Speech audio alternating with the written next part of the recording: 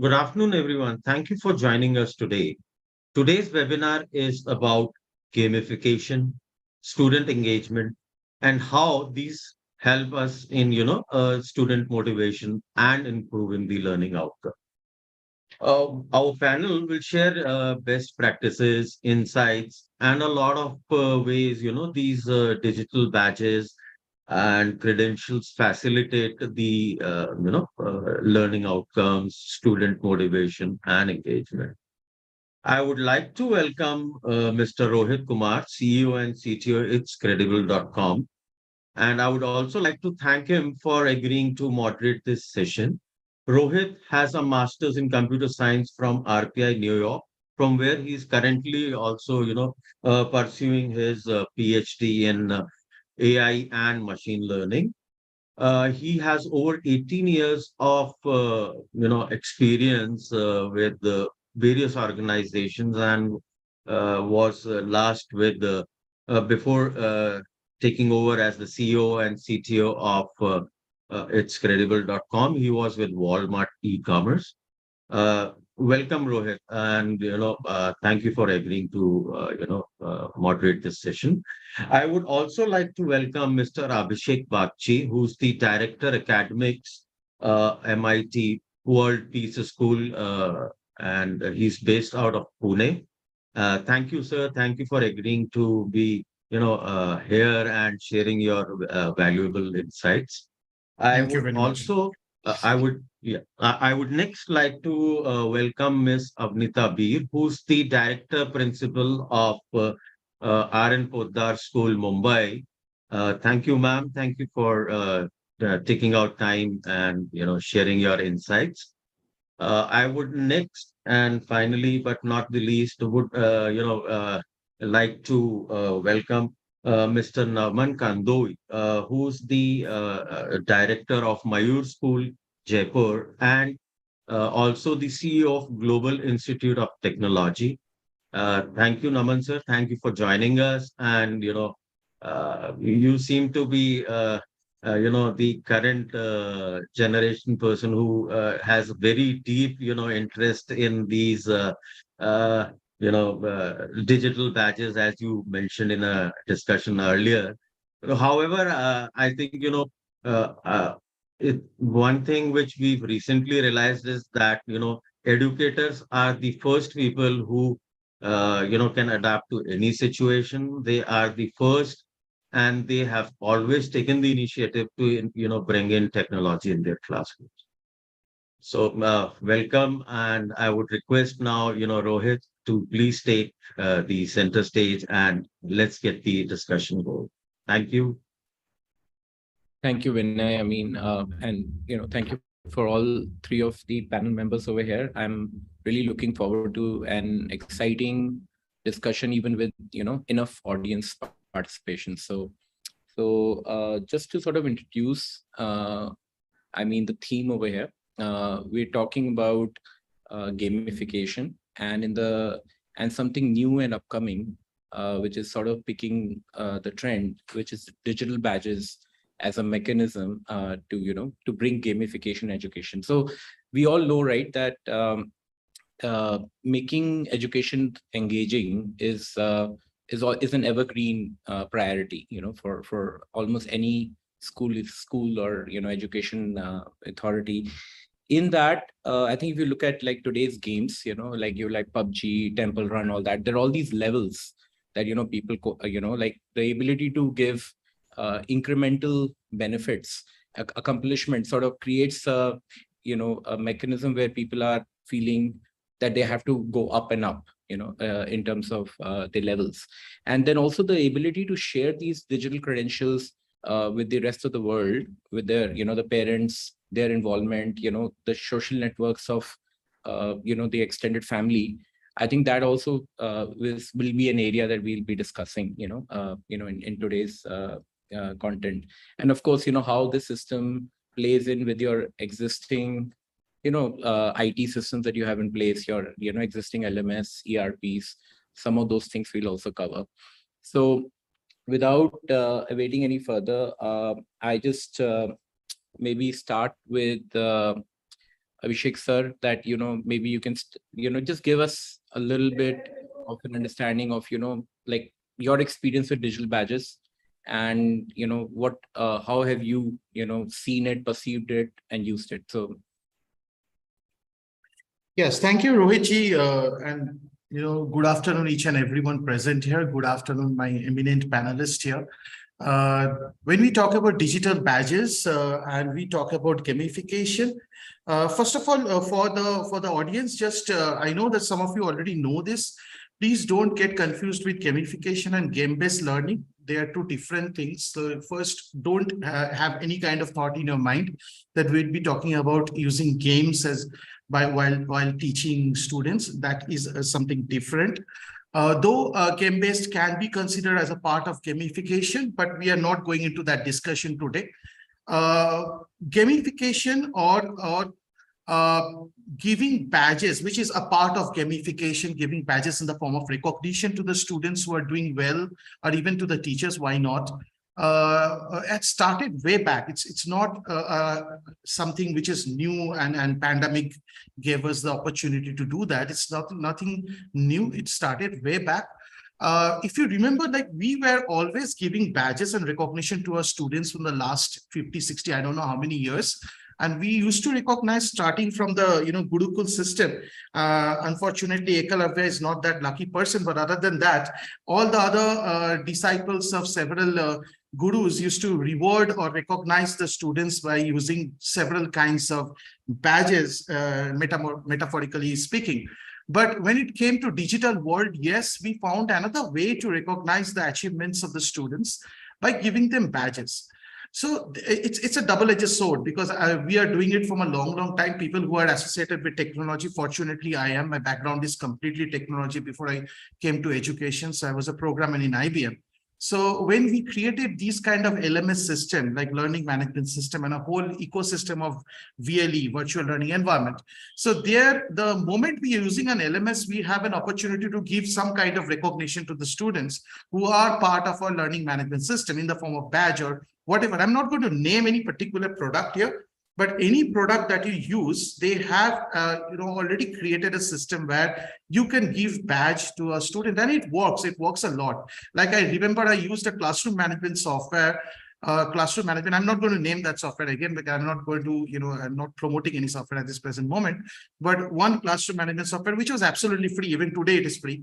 So that software, an online application, we used way back in 2011 with my students in Dubai, and it worked, brilliantly. We applied badges, and they were avatars of the students, where the students were trying to recognize, and they can create their own avatars.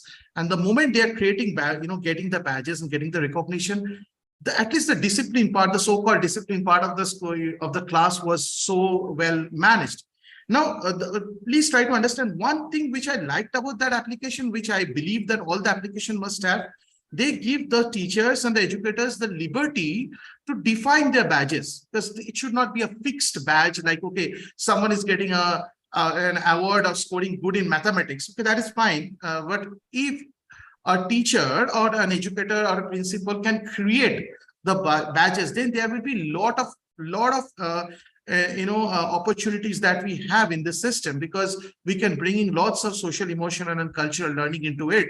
And we can define badges which usually people don't appreciate. Like, okay, best smile. I mean, you have smiled most number of times, why not? Because if a teacher is smiling, if a student is smiling, definitely the student is, and a smile has to be pure. It's not like that someone is coming and faking a smile. The teacher understand that.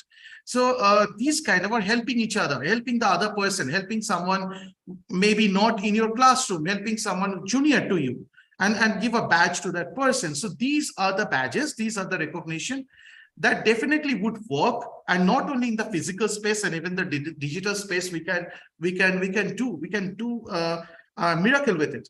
My only concern area, like, I would like my other panelists to talk about it, that also my only concern area, this once this like social media explosion has happened, the students, so I have noticed that, and I don't know whether you'll agree with me or not, has gone into a kind of circle of instant gratification.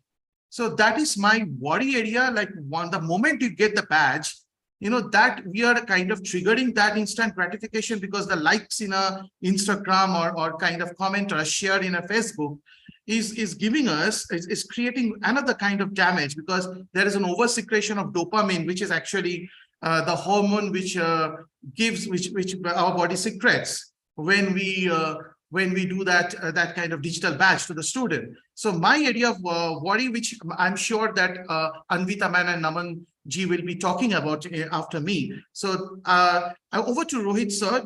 I know that maybe later on I can say many more things, but I should be stopping here for other person to say something also. But this is what my take at present moment on digital gamification and the badges that we are giving. That's great. And thanks for even clarifying the distinction between games and gamification, because that could be confusing. So I'd love to get to the more detail into this, but before that, I think, as Abhishek sir said, would love to kind of get your experience, Avnita ma'am. Like, what is your take on digital badges, and how have you used them, if you have?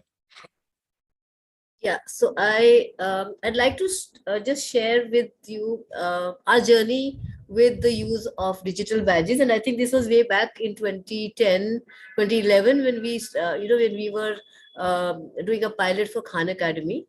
And what I realized was that the points that the badges and that they were getting, the experience points that they were getting, and getting international recognition, because when we did the pilot, there was one particular student who did extremely well in his math practice, on the dashboard, and he got a very high score.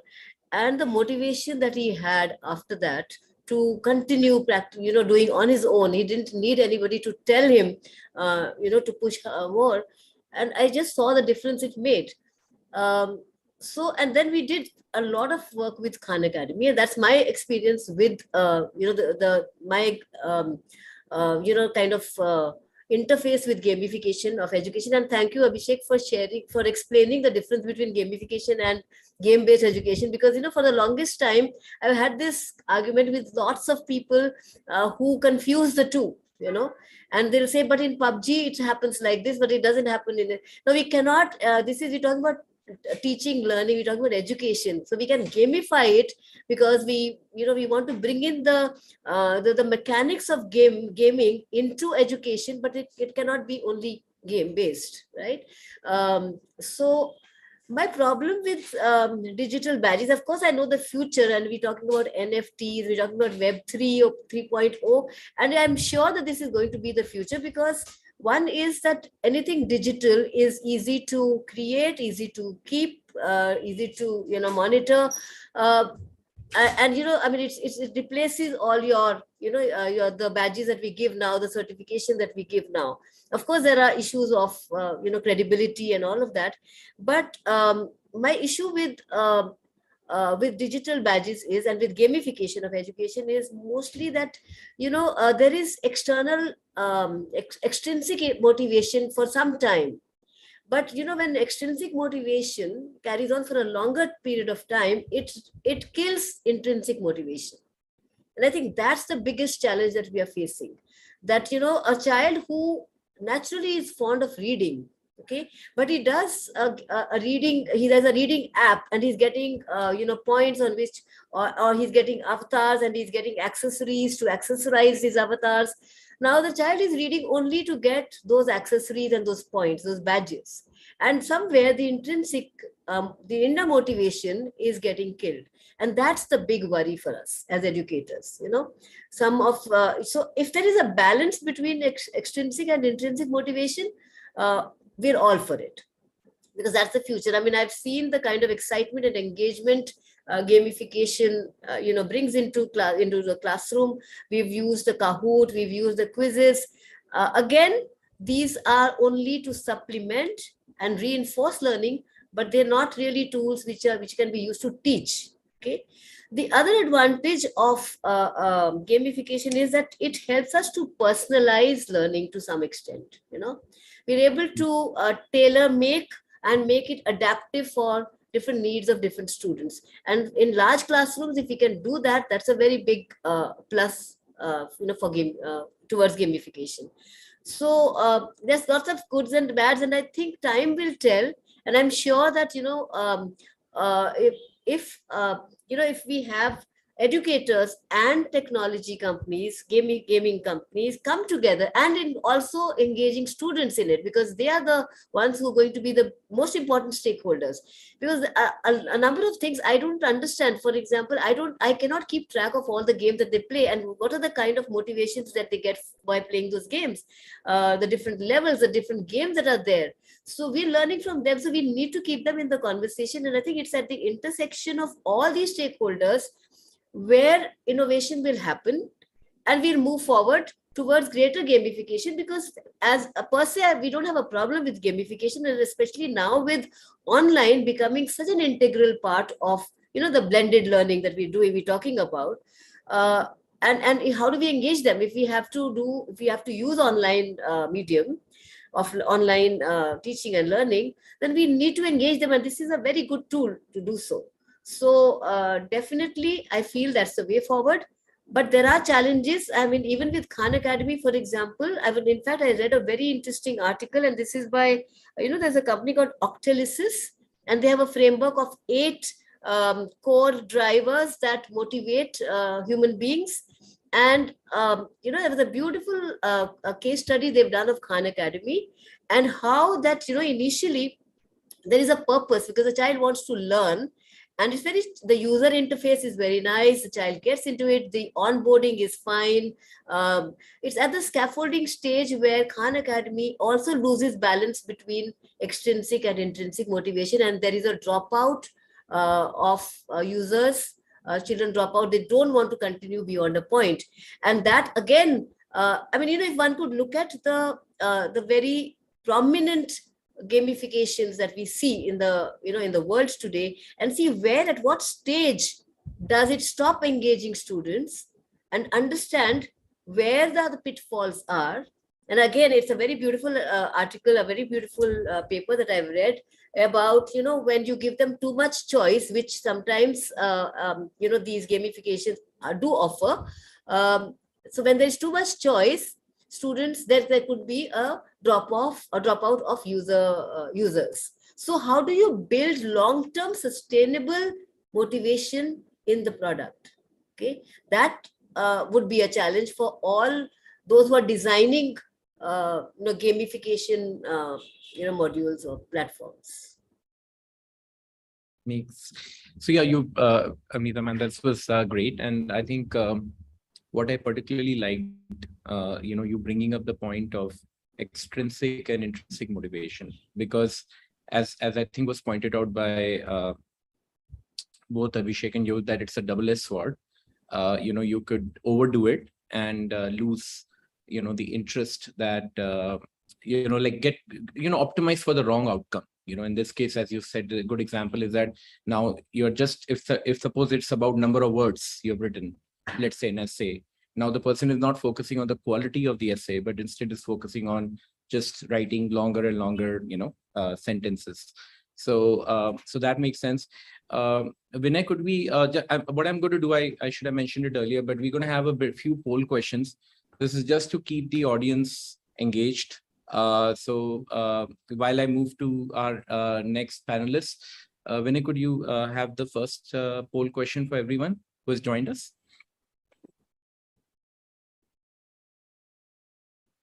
So the question is tracking and recognizing student achievements. Okay. What system does your school have in place for tracking and recognizing student achievements and accomplishments? It's a single choice.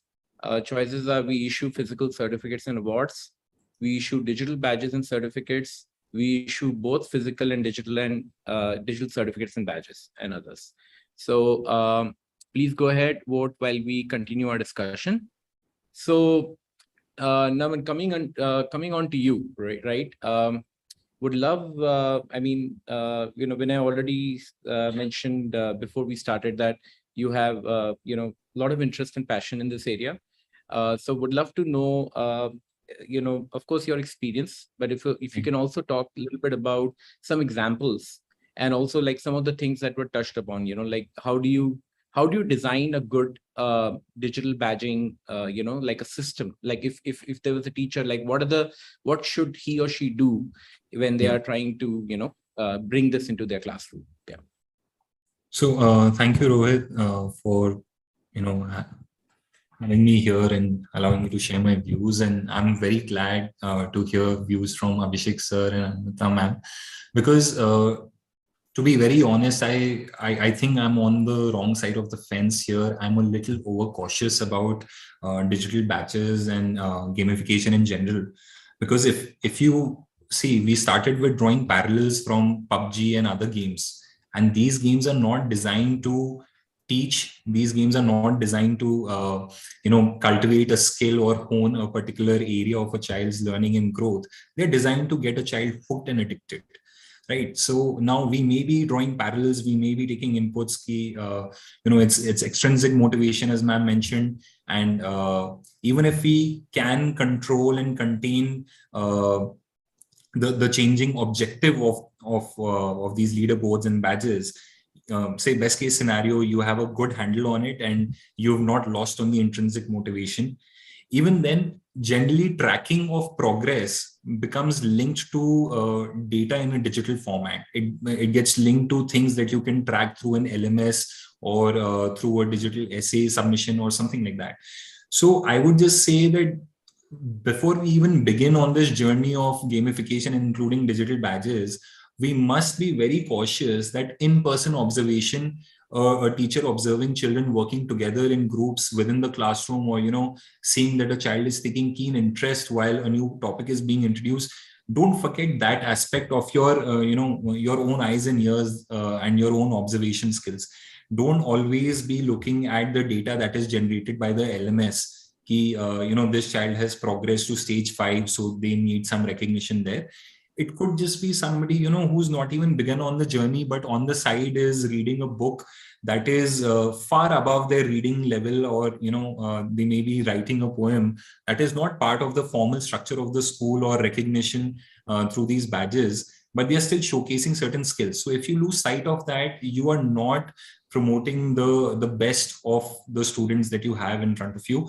And then, you are again at a risk of losing semblance of what is important here. Is it creating and sharing those badges? Because oftentimes sharing of these badges has little to do with recognition of the child's skills, but to have them share this on social media so that you can, market yourself as a very progressive school or an organization.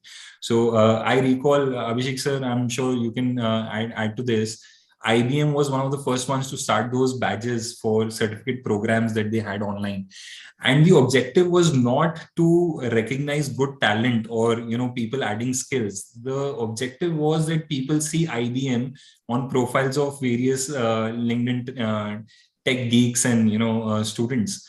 So before we even start on that journey of digital badges, we have to be sure कि objective क्या है. We don't want to get into this rut that, okay, if I award these badges, parents will share on social media and that will have a compounding snowball effect in making my school popular in that particular sector or city. So that's just like the first thing that we have to ask ourselves before we enter into this journey. Are we doing it for the right reasons? So my first thing, while you implement digital badges, and I personally am invested in this, I want to start doing this at our school also, but determination of goals is very critical. Who are the badges for? How will they be used? How will they be shared? Second is choosing the right kind of platform, because badges, if they don't have continuity, if they don't have credibility and validation systems across years, across an extended timeline, then there is very little value to the badge, because by the time the student is able to leverage that badge to have a substantial advantage in, say, a college application or something, and there is no way of validating that badge, then your choice of platform actually caused harm more than it did any good to the child. So choosing the right platform again is very critical here. Then also having very clear criteria for earning of these badges. They cannot be ad hoc. They cannot be given forgive my crude language, मतलब माथा देख के तिलक लगाने वाला system नहीं हो सकता that I need to, make this parent happy, so I hand over a badge. So oftentimes, schools make this mistake. Even now at my daughter's school, she often comes back with a star on her ID card. So it's not a digital badge, but it's a badge of sorts. And I ask her, okay, what did you do to win this or gain this? And she says, no, I was feeling sad today, so ma'am gave it to me. So very early years, that may be a very good objective, that you are just trying to bring everybody on board in the classroom, so you are motivating a child by sharing something. But after a certain age, if you're gaining those badges or that recognition without actually showcasing any gain in proficiency or skill or any kind of achievement, then it loses value. Then the children feel, oh, then like everybody's a winner kind of an attitude. It has to go with a very measured approach. Early years, primary years, great, but as students get closer to entering the real world, to the highly competitive higher education landscape, they need to start recognizing that achievements and badges and recognition comes with showcasing of specific skills. So criteria for earning these badges should be very clear from the get-go. So somebody cannot say ki, my friend got this badge, however, he got it for a different set of reasons than I did. If it's the same badge, the criteria has to be exactly the same for everybody, for all the stakeholders. Now, lastly, I would say that issuing of those badges, the frequency has to be very carefully thought out, because if the badges are being shared on a daily basis, then it becomes less aspirational. And once you lose the aspiration for the badges or for the recognition, then the entire exercise goes to waste. So at my school, I recall we used to have house colors, games blazer, and the scholars blazer that were awarded once a year. And if you miss the bus for that, you miss the bus for that, right? So you work harder, you try and make those achievements sooner in the academic session to get that at the right time. And then you wear it, and you wear it with pride, because not everybody gets it. There was a clear criteria. It was a fair shot. Nobody can question how you got it. So, those aspects are as important as having a platform and having a system of sharing these badges. So a clear goal, a clear plan, a specific set of criteria that, allow you to win those badges, and having a good platform goes without saying. And finally, there has to be evaluation and review. So you may be distributing 12 to 15 different style of badges to students and to even teachers for that matter. And then you have to see that, did it add any long-term or sustainable value to your system? Did it add value to the students over time? If it did not, maybe it's best to revisit and rethink your strategy for the badges and how you're sharing them. So I think I've been a little unorganized here, but being cautious at the start, whether you need badges in the first place, external intrinsic motivations. Then once you decide that you do need digital badges, finding a right platform that will ensure continuity and sustainability of those badges for the years to come. And lastly, ensuring that criteria for those badges are fixed. So that would summarize how I would go about implementing digital badges at our school. And just last thing to think about, why just students? If it is motivation and it can, counteract complacency, I think teachers need it more than students. So thinking about how you can leverage this to help teachers find motivation and do better than the previous day, that can add a lot more value to a student than the student getting the badge directly. This is great. I think one thing I really liked about what you said, Naman, that I think one threat to our education system, which I spent almost 18 years in the US. There, and I see it now happening in India as well, that we're trying to, in the process of making education more engaging, we are overdoing it, and we are losing track of what got us to be so successful.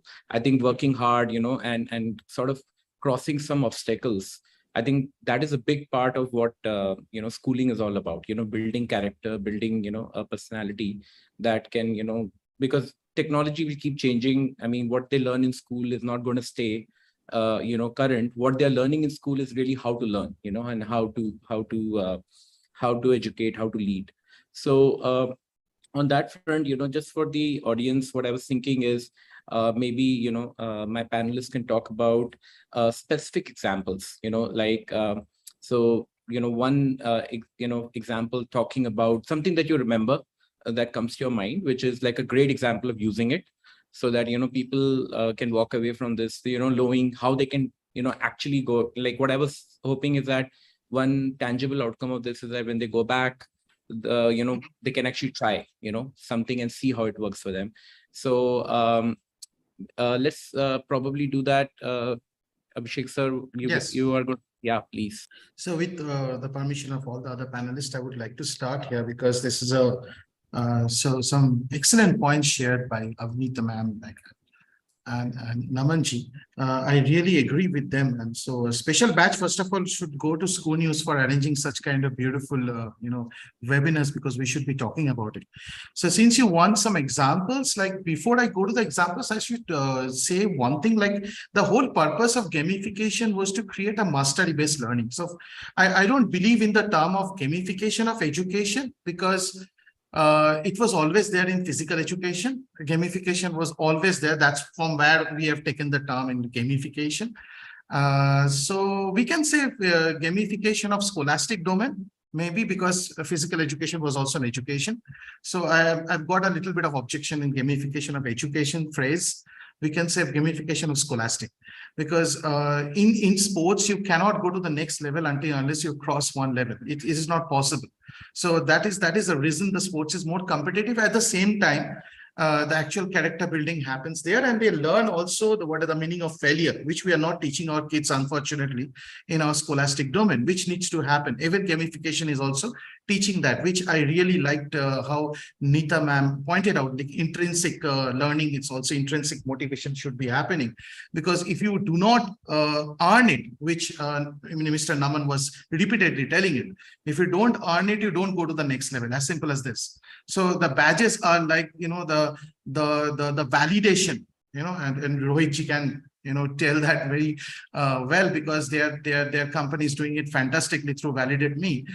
So the validation of the success need to be there. So I hope that someday there will be a standardization where whether the student should go to the next level or not, whether the student should be getting that badge or not, need to be decided, and then only the credit system is going to get created. So what we are doing in our school, we are creating sufficient rubrics to actually analyze the portfolios of the students. So the students making their own portfolios, so whoever is listening to me can actually start doing it in their schools. So the students, for the senior students, it's easy because they make their own portfolios. For the primary, maybe the teacher will help them to make a portfolio. It is also not new, because previously, like, the students used to have their own file with the achievements and everything kept there. But only thing that we never had that opportunity to grade that, to actually assess that and validate that and put some credit system into that. So it can be a 360-degree credit system taken from the peer, taken from the teacher, taken from the self, and even if you are daring enough, you can take from the parents also. Hoping that your parent community is well oriented and trained, so because that's a stakeholder which you need to do it. If you can make a system where the students make their portfolios and even teachers make their portfolios, and you have proper rubrics in place which will validate the system, the approach and the process and outcome, and then you rate those achievements, and based on the credit system, you can give badges, right? So those are justified badges. So the concern that Mr. Naman was raising will be taken care of. And at the same time, the student will have enough drive or enough enough high target to actually achieve.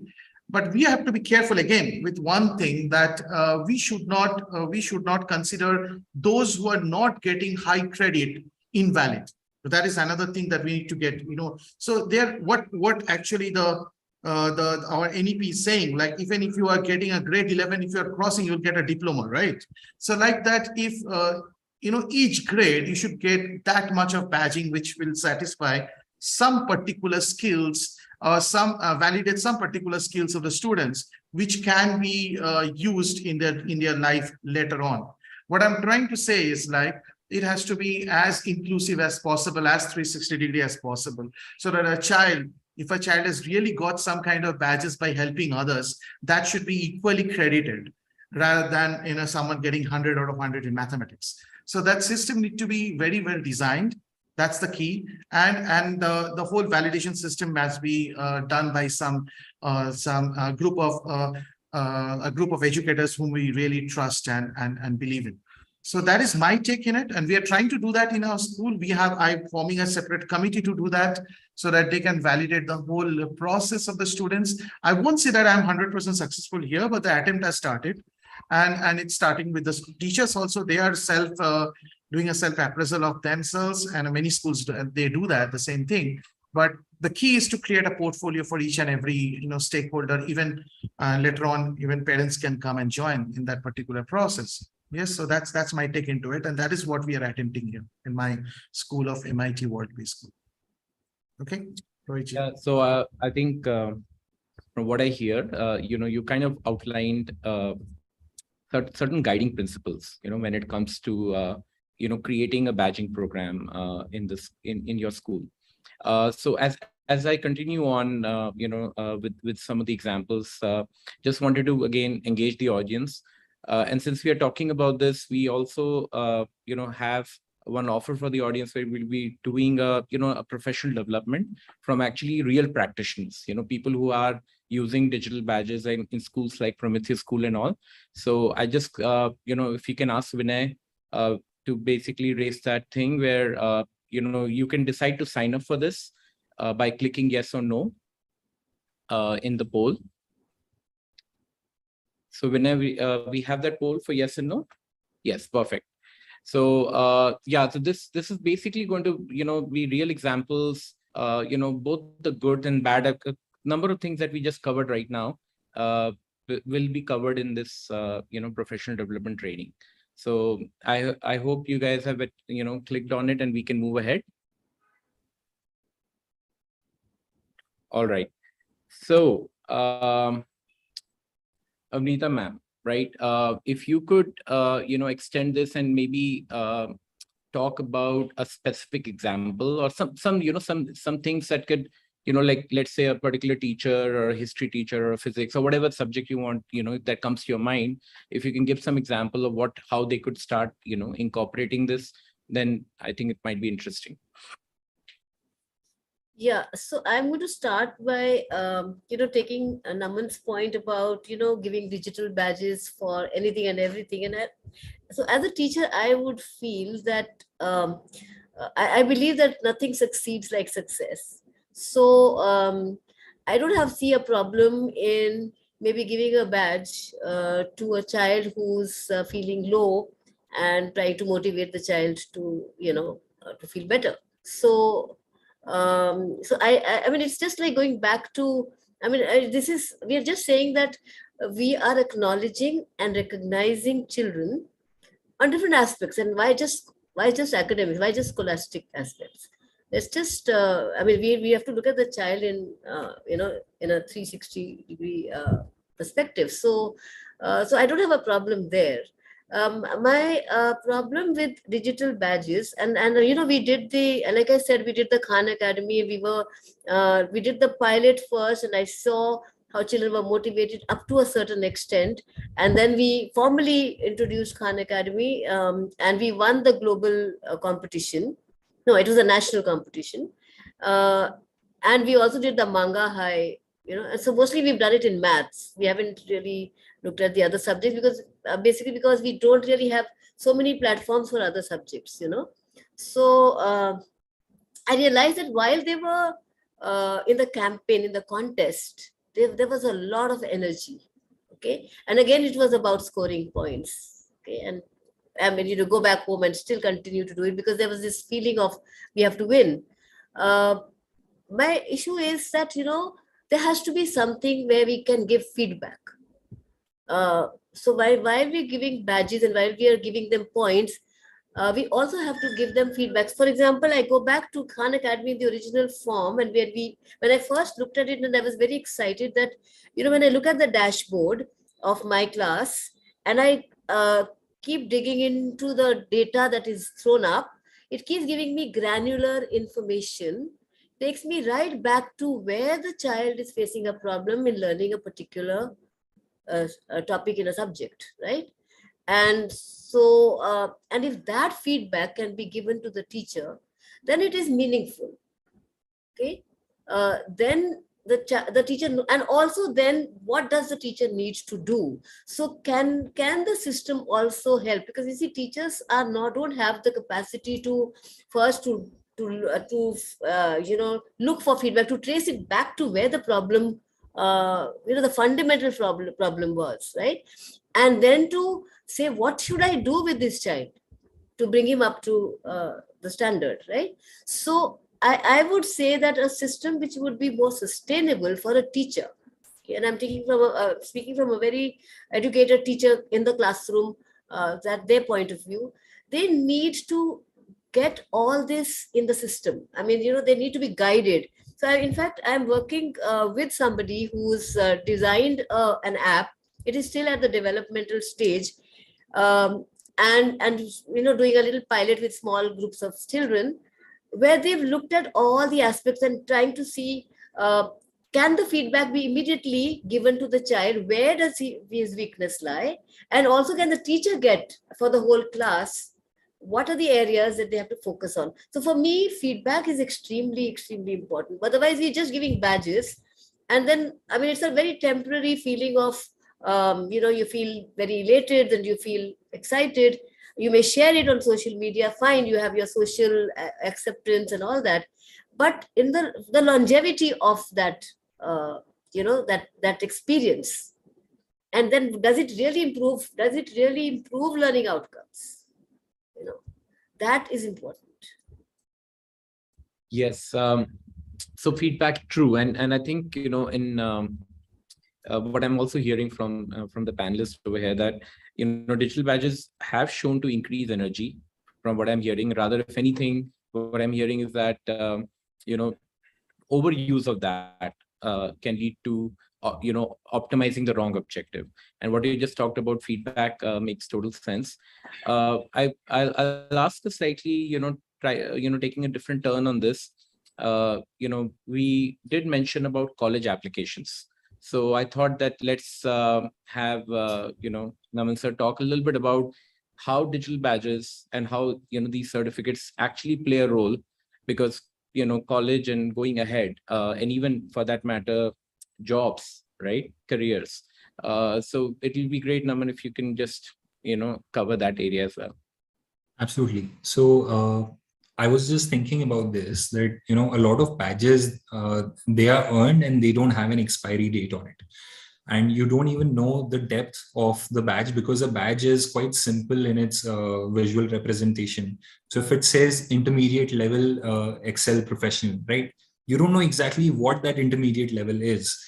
And if you're going to use these badges to make credible claims, or students are using these badges to make credible claims to higher education institutions, etc., then there has to be a system where anybody cross-checking or verifying that badge can click on the badge and see the exact criteria, see the kind of assessment that the child went through to achieve and attain that particular badge.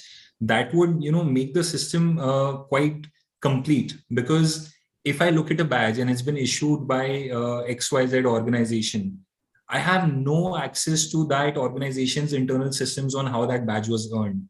So if, when I said the choice of platform is important, if the platform is creating a system where I, as a higher education institute, I want to evaluate, okay, the child has submitted their profile, it's a digital profile or a resume with a number of badges, and I can click on the badges and see exactly what they did to earn those. Then I don't need internal information, or I don't need to reach out to the HR office or the bursar's office to get further details on that, right? So getting a substantial advantage from that badge from an external agency becomes easier if that badge intrinsically showcases what it took to earn the badge.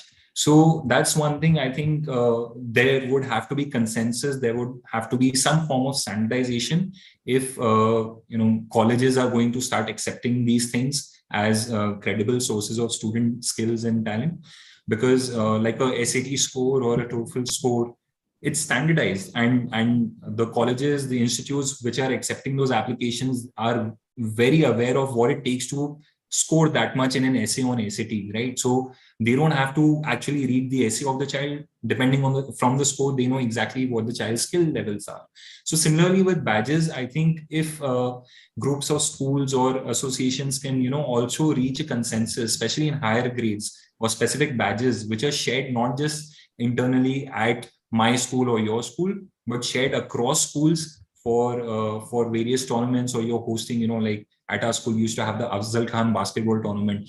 So Afzal Khan basketball tournament was a great deal. Now 20-25 different schools participated. Now, if there's a badge that can also be shared with students from another school who participated and potentially won the tournament, then that's great. Then there is consensus on the badge and the value of that badge. So the value of any badging system that we're designing cannot be intrinsic just to your organization. It has to go out in the world. Now, one very small example I want to give here. It's not a digital badge, but I think it's a good representation. We've all seen the movie Three Idiots. So there was foreshadowing at the start. The professor Sasar Buddhi, he shows a pen, that this pen was, given to me by my professor, and I did something great to win it. And it takes the perfect engineer to win this pen from their professor. Now, he gave a smart ass answer at the time ki, in space, you don't actually need a pen. A pencil would do the job just as well. And had the professor handed over the pen then, that whole experience would have been very dull for us as audience members also. Now we saw the journey of Amir Khan's character, learning engineering, being good at it, eventually using his knowledge and skill to assist in that childbirth, and that's when he gets the pen. So the gratification of winning that badge in the form of that space pen was not lost on any of us. We all understood what it took to win that. We all understood what it represented. So when we are designing our digital badging system, we have to think like that it has to be evident, it has to be vocal, and it has to be very clear in its criteria. Again, I keep going back to that. I don't know why I'm fixated on it. So. No, I think that I can agree more with you, because even it's credible. Like since we are working with many schools on this similar thing, this has come up. Like it's a big focus for that. Also attach with a badge what was the criteria to earn it. And I think that's one thing that is an opportunity in the digital world, right? In the physical world, you may not be able to do that really well because it's just a certificate. There's a limit to what you can do. But the digital world, you can make that happen by having information that is credibly coming from the issuing body, in this case, the school. Naman, you also touched on another interesting point where it sort of got me thinking, that the idea of, like we just watched the World Cup, right? The trophy is once in 4 years. And, people are just crazy about it, but it doesn't stay with the team, right? They have to give it to the next team and so on. So, the concept of badges could also be of that nature that, this is not something that stays with you. It is something that you get maybe, for that year, and then the next year you hand it over to someone else. So, so on that front, before I jump to the next, maybe continue this topic, can I have Vinay, the next question for the audience, the poll question?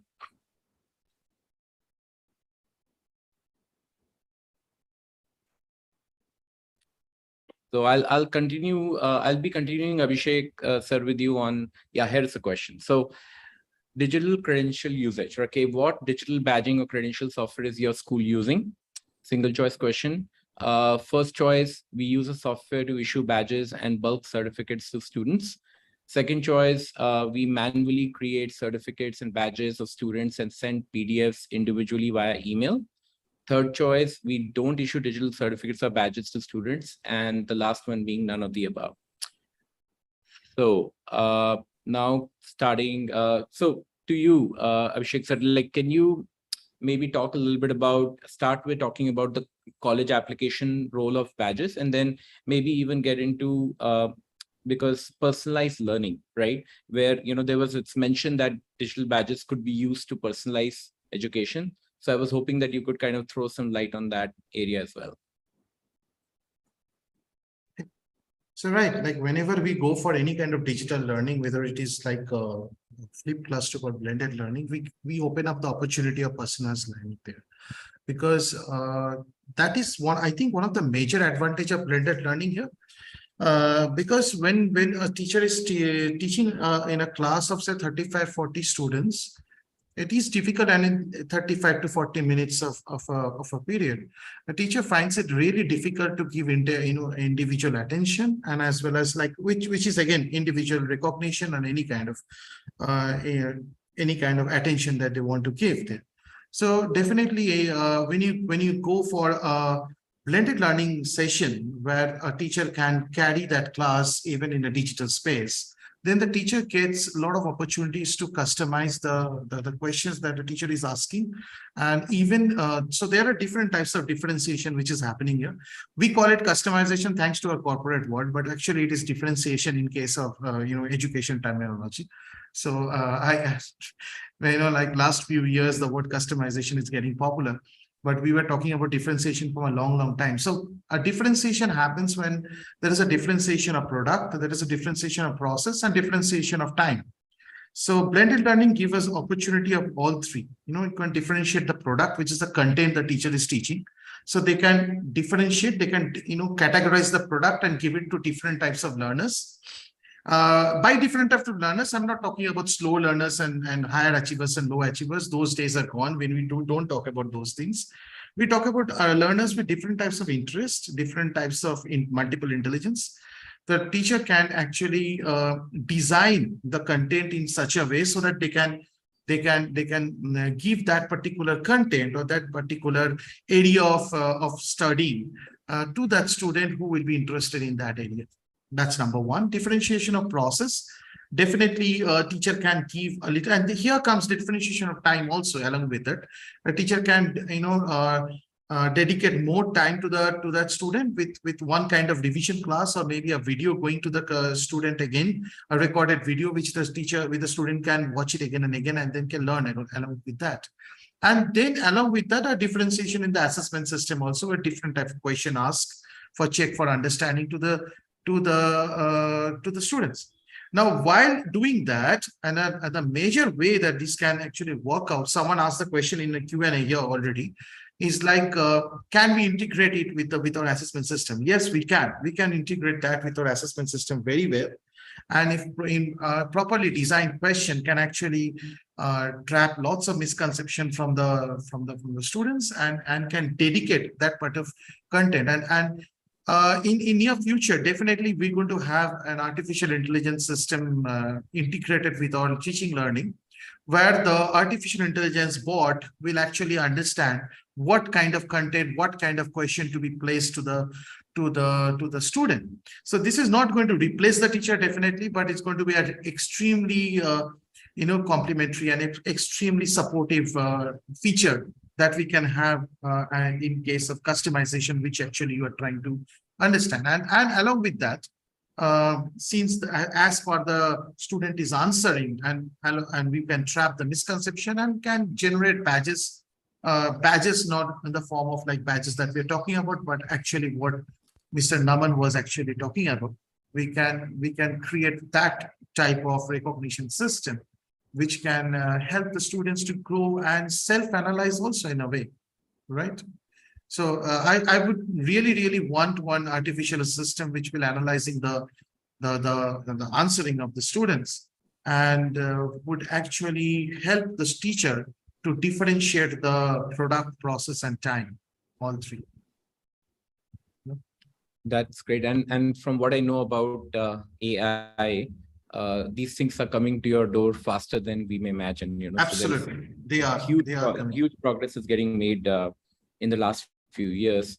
So in the interest of time, we'll just quickly display just one more poll question. But Avnita ma'am, I wanted you to just give some closing comments on this. The poll being that using digital credential in schools, How would you envision using digital badging or credentialing at your school? Single choice.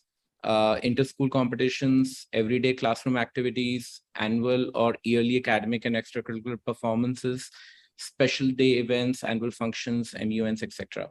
So while you answer that, Avnita ma'am, can you just sort of close this topic for us? And maybe if you want to talk about parents, that angle, totally up to you. Okay. So I'm going to talk about, how do we, when we talk about personalization and using gamification to personalize learning and digital badges, all of that, I think requires a lot of shift in the mindset, okay, of students and teachers and parents across the board, all stakeholders.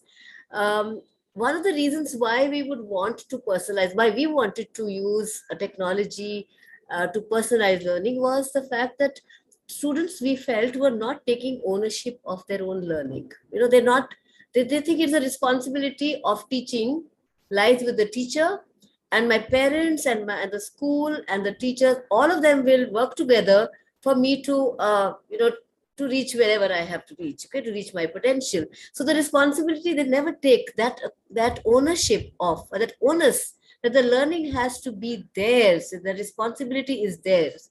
That was what we've been missing in our students. Okay, and I think anything that we develop, anything that we design, unless it gives that that changes that conditioning of the student to think that he can be a passive learner in class, and everybody around him, all the others are going to be responsible for his academic success, his or her academic success. I think that has to change the conditioning. Okay? Because I have seen that, when we tell students to, let's say, giving them a video to watch at home, and so that we can, the teacher can then take off from, the flipped learning model. We found that the students were just not interested because they were very happy to be passively listening to so they also don't want to change in the classroom dynamics. The teacher can teach, they can, if they want to pay attention, they will, because they know that they will finally, somebody will be responsible to make them learn. Okay. So whether it's their extra coaching, whatever, I've seen that is the attitude of children. The other problem that we found with the system was that teachers historically have been at the center of the class. Okay, maybe standing in front, but controlling what is happening in the classroom.